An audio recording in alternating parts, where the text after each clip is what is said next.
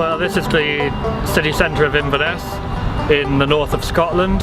In terms of people under the age of 50, roughly 2% of people go to a Christian church, and our heart is to tell the message of Jesus to those people who might never step into one of the buildings you can see behind me.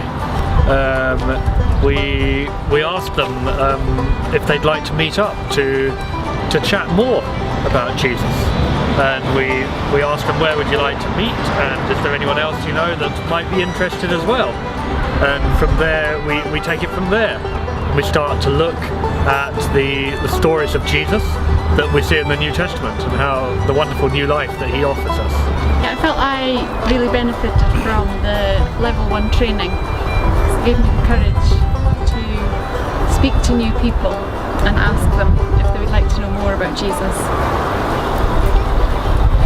I think one of the things that's happened is we've been more willing to hand over responsibility. So when we've invited friends to our group, very quickly they've been leading the discussions from the Gospels.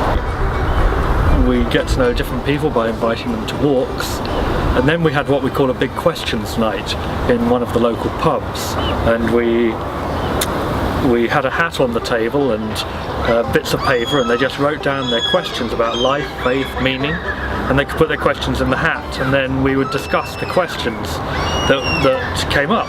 And on the back of that we then invited people to our house, and we started a group, and that group's now been meeting for the last 4 or 5 months.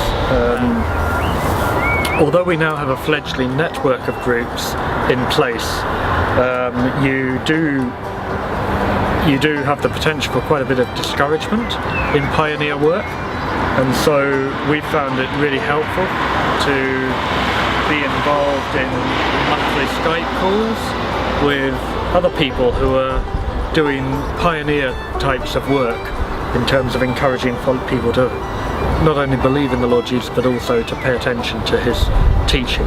And the monthly Skype forums that Newforms have set up, they've been an encouragement to us, basically sharing ideas, sharing encouragement with fellow practitioners. That joy of reproducing the life of Jesus in other people, and then seeing them reproduce the life of Jesus in other people, that's just thrilling. And that kind of multiplication of disciples is clearly what the Lord Jesus had in mind when he gave us the command, make disciples.